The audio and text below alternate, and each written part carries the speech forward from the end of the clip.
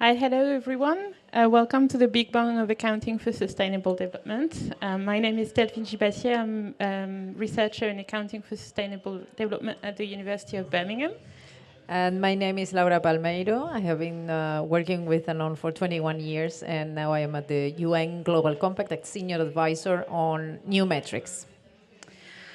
So today we want to take you in 2029 to see what accounting for sustainable development will look like. But before we do so, I wanted to ask Laura how accounting looks like today in 2019.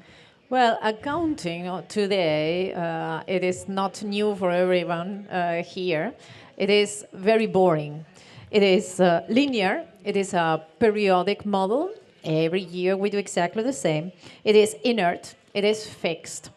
It is fragmented. Topics are not related to one another.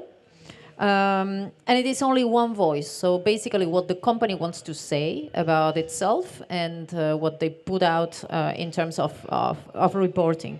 Reality, in fact, does not correspond to this model. Reality is complex, is multi-layered, and it is interconnected as well. So it is not a very good reflection of what reality is about. So we'll move on to how it will look like then in 2029. Maybe we can talk about how accounting will be if it was issue-based. Yes, if it was issue-based, first of all, an important word that we have to have in mind is stewardship. So we will have to tackle different topics that are important in the world today by getting together different NGOs, different states, different companies to tackle together topics. So this is about stewardship. Then we will have to treat topics at the multi-level and multi-layers, taking into account the different levels at which a topic can be decomposed. And also we will have to have multi-temporal and dynamic models. That means that some of the issues and some of our targets might be tackled over 1 year, but some others should have some kind of targets that are fixed at 10 years, 15 years, and so forth.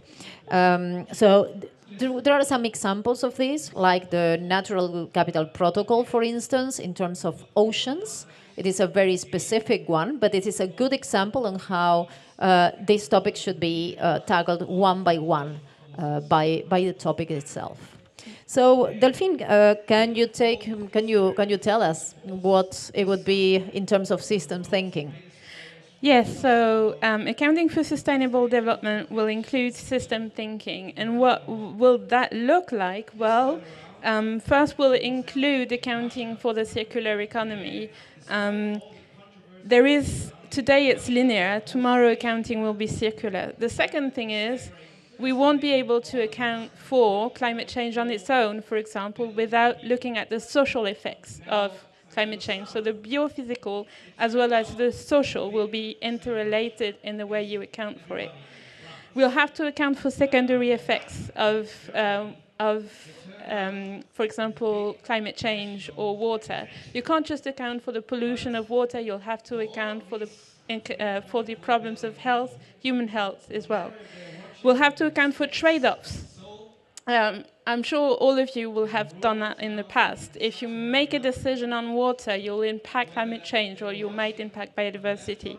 This is something that SAP, for example, already accounts for.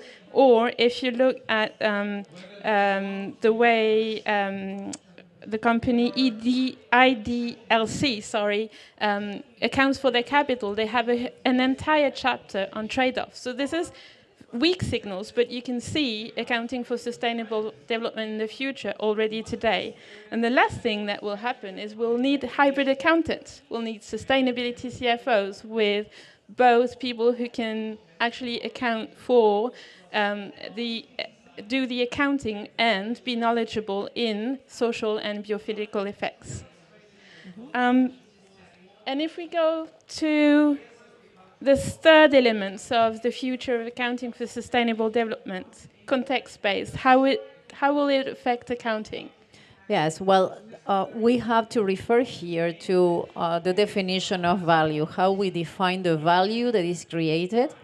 So obviously, in the future, so the value will have to be referred to thresholds and allocations and take into account the planet boundaries. So that is the limits of what the planet today can give us. And based on that, we will have to account for the value that we are creating. We have, as of today, we have one very specific example of this, which is the science-based targets. Today, there are science-based targets in terms of CO2 emissions, on greenhouse gas emissions, but there are also some developments related to water. In terms of this work. And Delphine, what is it going to look like then in the future about the participation? So today, if you look at the counts of organization, it's only their voice going out to the other people. In the future, accounting will be participatory. This is based also on the first element that we saw, issue-based or even system thinking. If you think of those two elements, you know that you won't be able to account for one problem by yourself. One good example is accounting for the survival of certain species. I watched an NGO build their own accounting for the survival of species. The first reaction of their stakeholders is you're not doing it on your own. You can't save a species on your own. You have to do it with other NGOs, with governments and communities. Basically, in the future, when you'll account for water basin, when you'll account for poverty into communities, or when you'll account for biodiversity, you'll account for with multiple voices, whether it's different private organizations together, or whether it's looking at citizen science, because you need it to get the elements going, or doing what we call arena accounting, which is basically working together to account for a single issue with multiple organizations or multiple levels.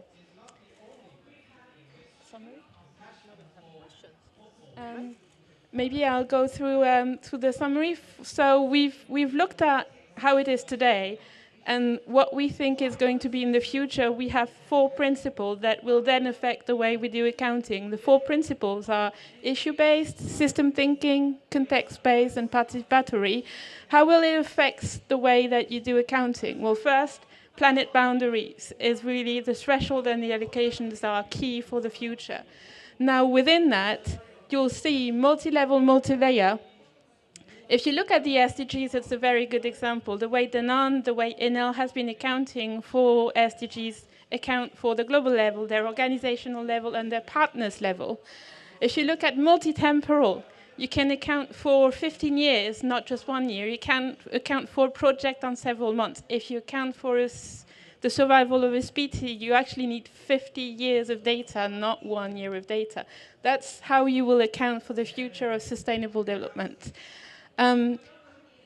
We also said we need hybrid accountants. We need more data, interoperability of data. We need big data. And all of that together is what it will look like in 2029. So we look forward to your questions and reactions to this model that we've built. It's a bit provocative, but at the same time, a lot of the examples we've cited are weak signals that will become mainstream in the future.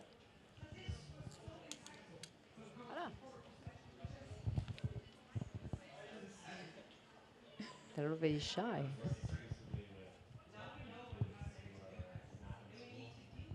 Anyone?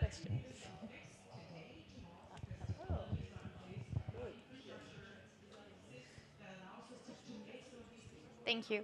So we're in 2030, and how far are we, do you think, of integrating sustainability into actual financial reporting, and not just having sustainability accounting and then regular accounting? How do we merge it together? Thank you for the question. That is one of my passions that I'm advocating for. So in 2030,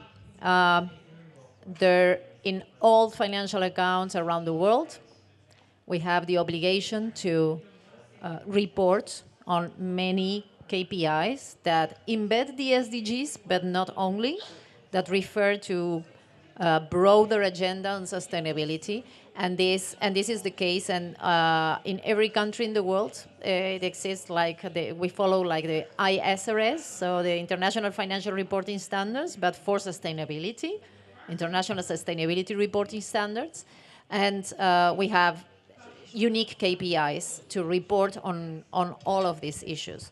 And you can compare accounts around the world, from Indonesia to Canada to Russia to Argentina. Voilà. If I may add, I think this is a topic that is on the agenda right now today. There's been discussion. The ISSB director talked in Cambridge a few weeks ago saying we need to do more of that. There is a double materiality embedded in the next version of the EU directive. There's lots of things going on to move forward. The SEC has issues, a few things about climate change.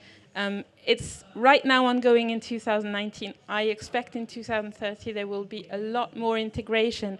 Now, I'm just cautious about integrating everything, and that's also the reasons why we were a little bit provocative about the different principles we think should define also sustainable development. Not everything can go into a double entry bookkeeping system.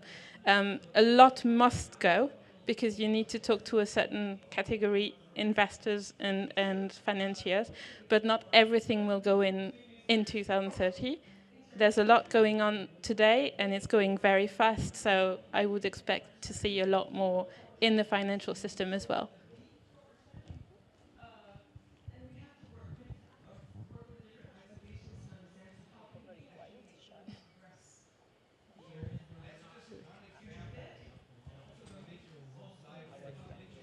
So in my experience, we have a mic that doesn't work. I understand. No? Make it work? It worked for you. It worked for you. It's the user. I get it. Hi. So CFOs are a tough audience, in my experience. Tell me a little bit about the reception of the CFO community to your ideas, and how are we doing? Are there any champions from the CFO community that we should applaud, or eventually, how do I get my CFO to be one of these champions? It's very easy. We have a very compelling story for your CFO. Investors are getting very much interested in this. So CFOs, therefore, as a consequence, they get very interested because there are more and more investors that are asking questions. Specifically, I would say the last year regarding SDGs, and so it is a very compelling case for CFOs. From my experience in the UN Global Compact, we are now specifically putting out a new offer for one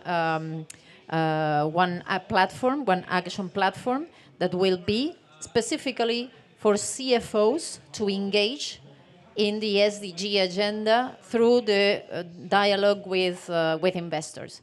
So yes, it's a few years ago I could think that it was an issue and a challenge. As of today, it is not. It is quite easy in my view. And you are a former sustainability CFO as well. You were a Nature CFO when we met in 2009. There is a report we called "Is the Sustainability CFO the CFO of the Future?" And again, it was a bit provocative, but we met. There are sustainability accountants today reporting to chief value officers, existing in about at least 30 organizations. Orsted, that was presenting this morning, has a 4-person team of people in finance working on ESG controlling. So it's not just the future, it's also happening today. I'm training a 4-person team of finance people in France in July because they want to become sustainability CFOs. They are those kind of people in Germany, UK, France, Canada. We've met all of. So it's not even the future, it's today.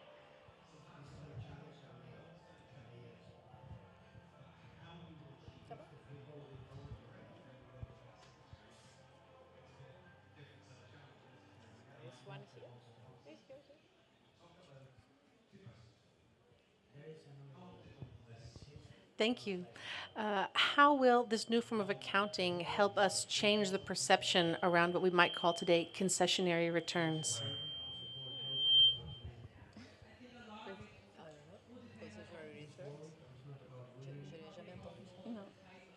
Can you explain concessionary returns?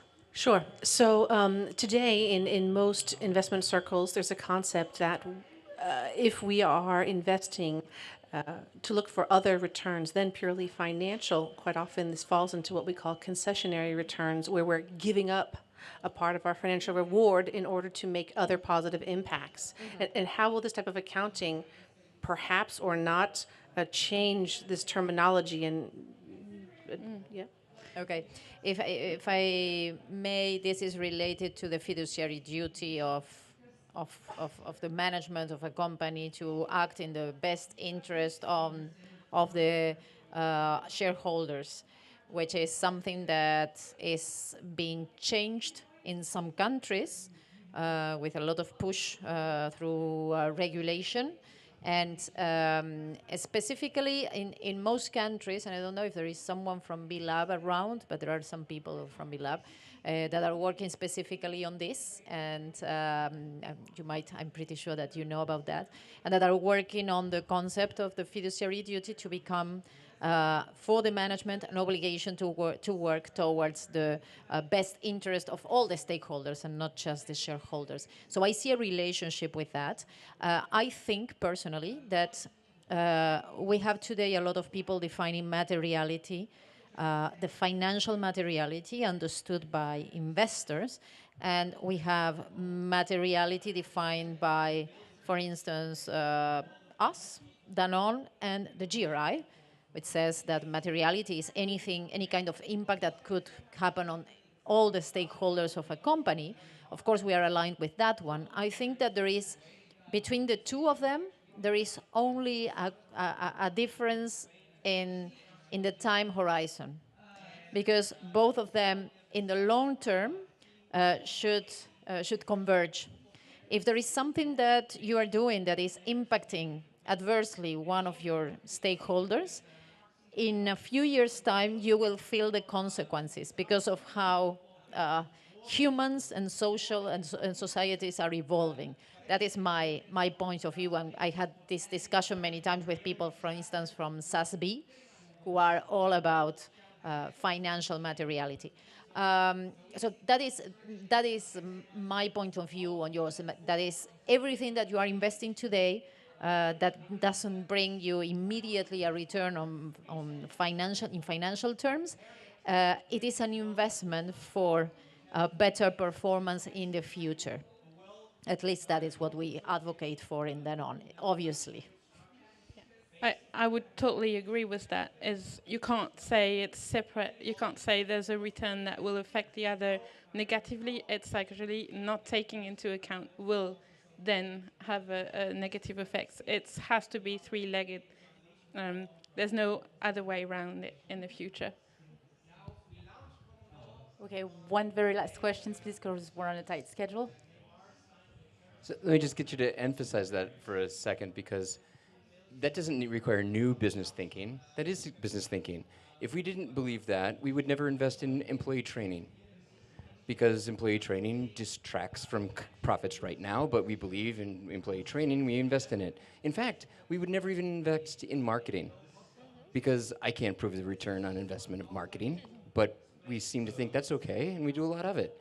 So I think that the notion that you bring forth of just another dimension of making short-term decisions in the best interest of the business is totally aligned with current thinking. It's just that because we put environment and social on it, people think that it's got some negative consequence. Exactly, and you know, something that one of the concepts that I love that our CEO, our former CEO and our actual CEO has spoken a lot about is when we talk about sustainability in Danone, we are not a charity, and we never work as a charity, never ever. When we have our funds, for instance, we treat them and we say it that what we're doing is social business, but it is not a charity, and that part of sustainability is the fact of making money. And very unapologetically, we talk about making a good return.